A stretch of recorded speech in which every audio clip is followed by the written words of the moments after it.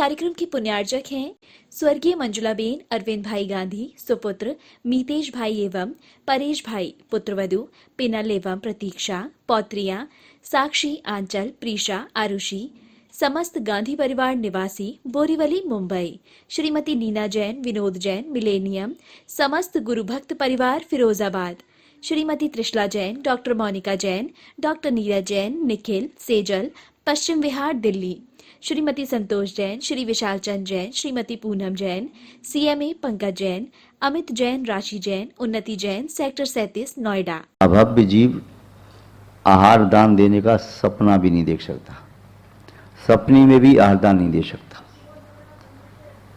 कई ऐसे पुरुष आज भी होंगे जिन्होंने जीवन में कभी आहार दिया ही नहीं, चाहे उम्र 50 हुई, 60 हुई, 70, 80, 90 पहुंच गई, किंतु कहते हमने आहार कभी दिया ही नहीं, डर लगता है, हम तो नहीं दिया कभी। और कुछ ऐसे भी हैं जो अभी 8 साल के हुए हैं और 8 साल में उन्होंने भगवान का अभिषेक पूजन भी किया, आहार दान भी दिया। और छोटा बालक था 6 साल का, 7 साल का, चौके में उसे तब से ले गई और कहा हाथ जोड़ के खड़े हो जाओ, अनुमोद ना करो। इससे सिद्ध होता है वे पुण्यात्मा जीव हैं, आसन भव्य हैं, निकट भविष्य में मोक्ष प्राप्त करने की उनकी पात्रता है।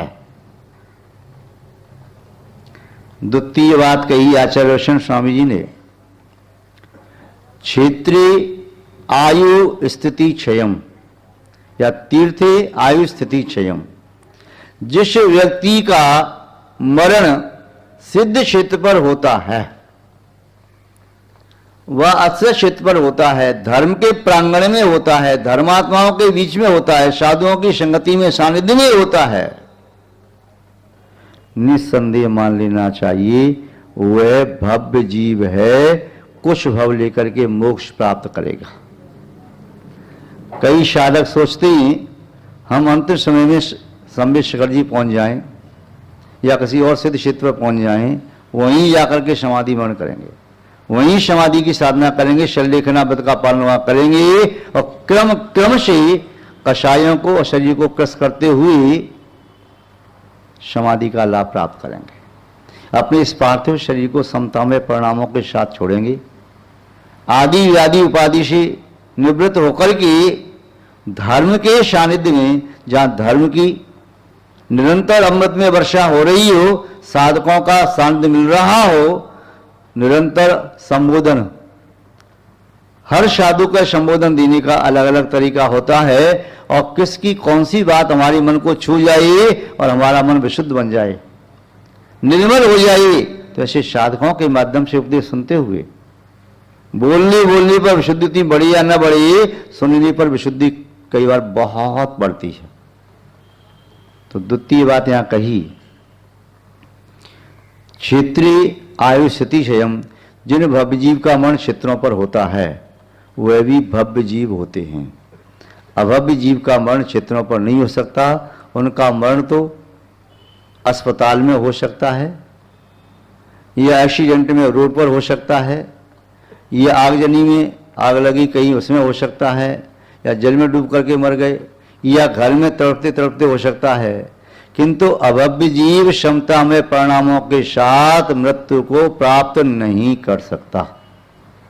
इसलिए जो भव्य जीव हैं वे भावना भाते हैं कि हे प्रभु, जीवन के अंत में मेरे परिणाम समता में बन जाएं, मैं चाहे अंतर्मुख पहले ही सही यथाजात दिगंबर अवस्था को स्वीकार करके अपने इस पार्थिव शरीर का परित्याग करूं, तीर्थंकरों द्वारा धारण किया हुआ ये उपकरण संयम और सोच का उपकरण में प्राप्त करके सकल परिग्रह का त्याग करके मैं जिन मुद्रा को स्वीकार करके अपने पार्थिव शरीर का परित्याग करूं और समता में परिणामों से मेरा शरीर छूटे।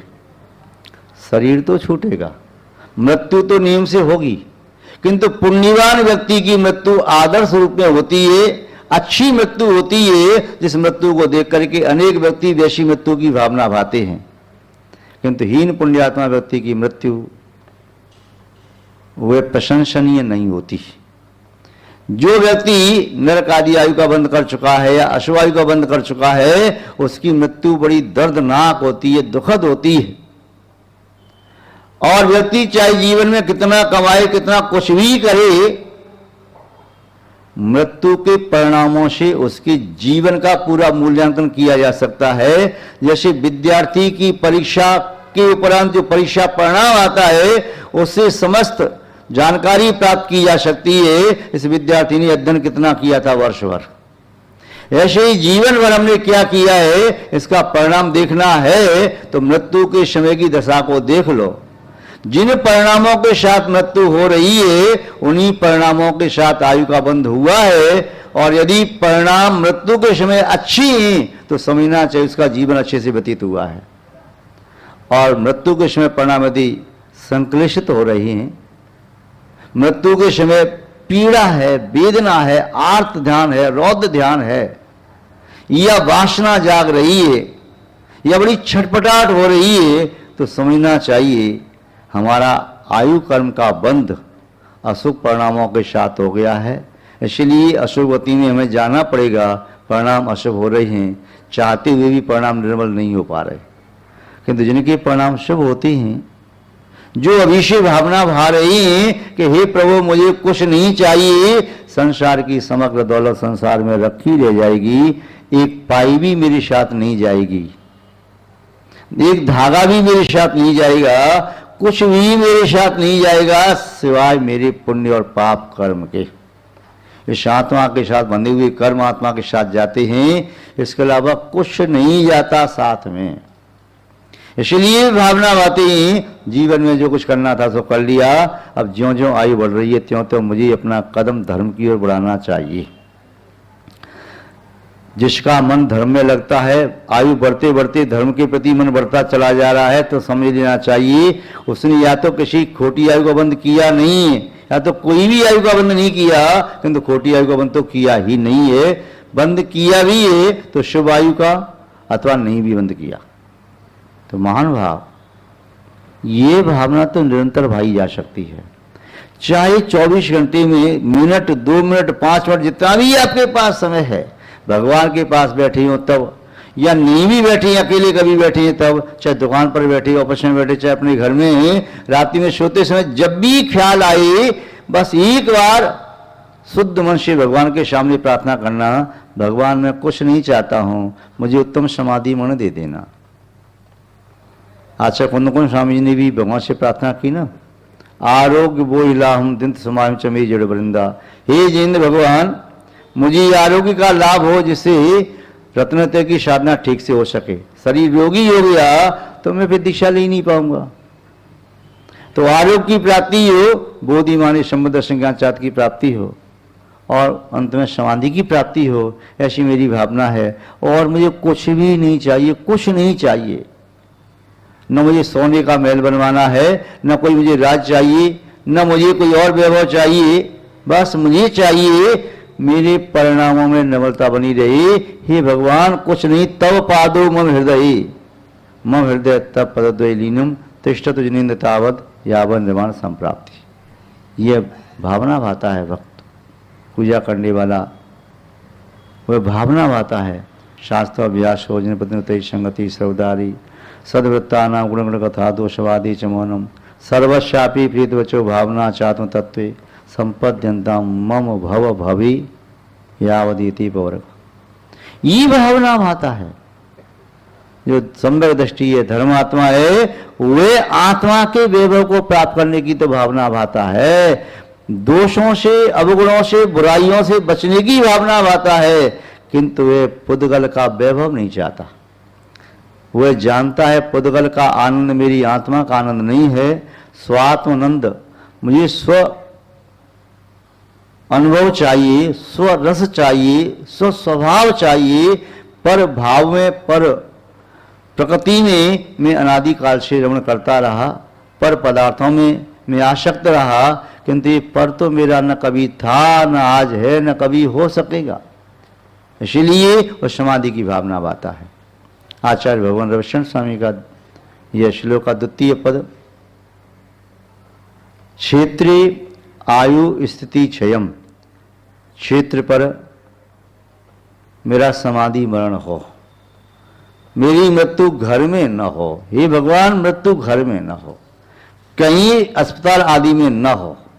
यदि कदाचित ऐसा आपको आभास हो जाए कि मृत्यु का काल समीप है, तो अपने परिवार वालों से कहना, भैया यदि मैंने जीवन में आपका कुछ भी उपकार किया है, किंचित भी उपकार किया है, तो उस उपकार का बदला मुझे आज चुका दो, और मेरा इतने थोड़ा सा उपकार कर दो, नहीं किया है तो भी मेरा इतना उपकार कर दो, मुझे अवकनी मुनि महाराज के चरण सानिध्य में ले जाओ, मेरी उत्तम समाधि करवा दो। अपने बच्चों से, मित्रों से, जो भी आपके संपर्क में, उनसे बात कह दो, भैया कभी ऐसी स्थिति आ जाए तो मुझे महाराज के पास ले जाना, अस्पताल में नहीं ले जाना। वहां पर डॉक्टरों के पास आयु कर्म के निषेध नहीं है कि वे बढ़ा देंगे। आयु कर्म के निषेध जब पूरी हो जाएंगे तो विश्व में कोई भी ऐसा जीव नहीं है जो बढ़ा दे, तीर्थंकर भी नहीं बढ़ा सकते। और यदि मेरा अंत निकट हो, डॉक्टर कह देगा इसकी बचने की उम्मीद नहीं है, तो बस फिर मुझे किन्हीं महाराज के चरणों में समर्पित कर देना, मेरा उत्तम समाधि मन कर, वह पुण्य आपका इकट्ठा होगा और उत्तम समाधि की प्राप्ति संभव हो सकेगी। तीर्थ स्थित आयु स्थिति क्षयम, तो जिन जीवों का मरण क्षेत्रों पर होता है, समझना चाहिए वे भव्य जीव हैं। तृतीय बात आचरण बोधे कह रही हैं, सम्यक बोधि फलाम विद्या। सम्यक मानी समीचीन, बोधि मानी रत्नत्रय, और बोध कहें तो ज्ञान, फल कहें तो उसका रिजल्ट परिणाम विद्या। जिसका ज्ञान उसे रत्नत्रय दे सकता है, ऐसा व्यक्ति भव्य है।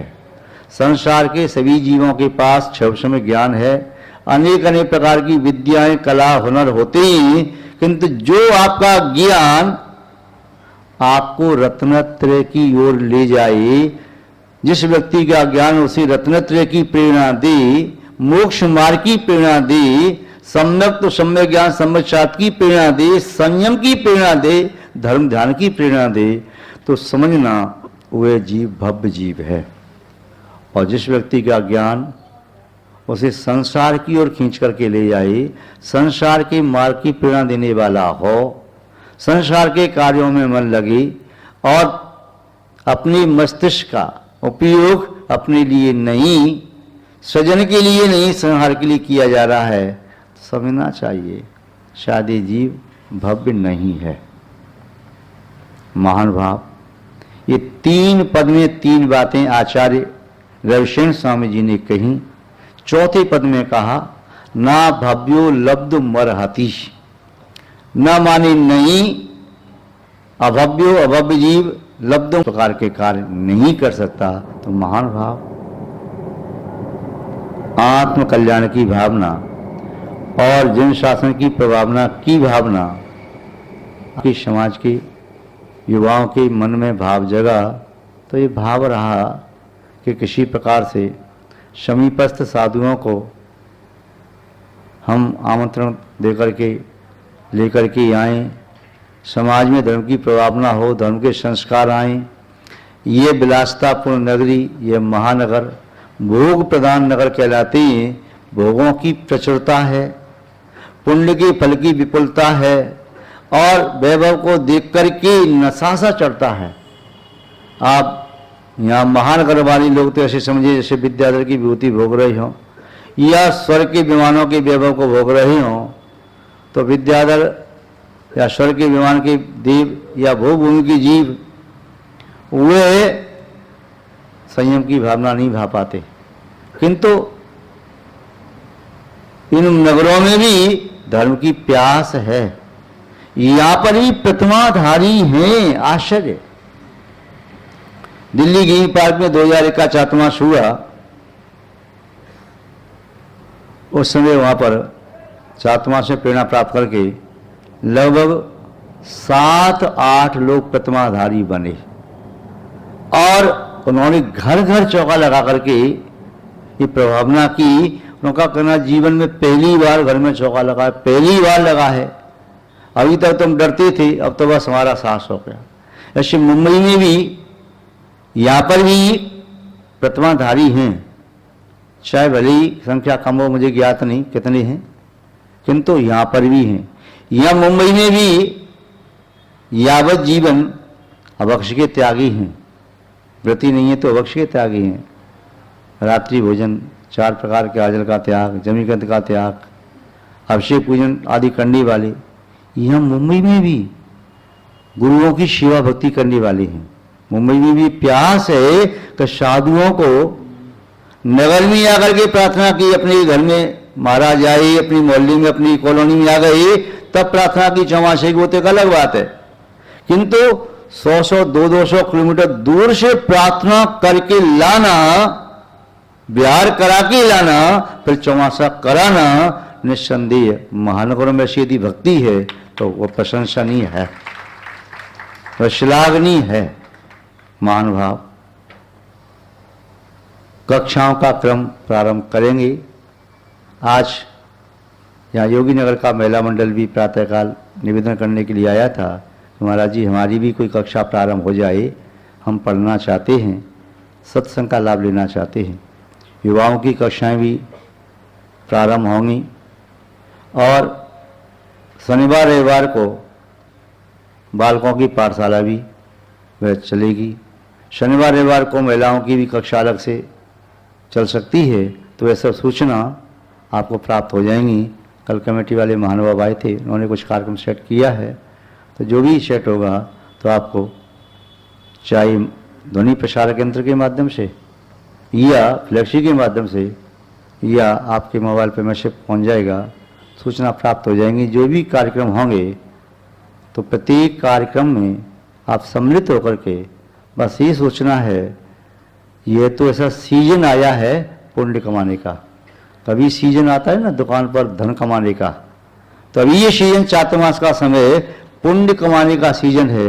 जितना कमा सकें कमाने का प्रयास करना है, आत्म कल्याण के संस्कार प्राप्त कर सकें प्राप्त करना है। यही इस समय की सार्थकता है। आप सबका कल्याण हो, शुभ हो, मंगल हो, ऐसी आपके प्रति हम भावना रखते हैं। इन्हीं भावनाओं के साथ शब्द श्रृंखला को विराम देते हैं। जय बोलिए श्री शांतनाथ भगवान की, परम पूज्य आचार्य गुरुदेव श्री विद्यानंद जी महाराज की, अहिंसामय विश्व धर्म की, पूज्य गुरु आचार्य भगवान श्री अक्षर पशुनंद जी महाराज के।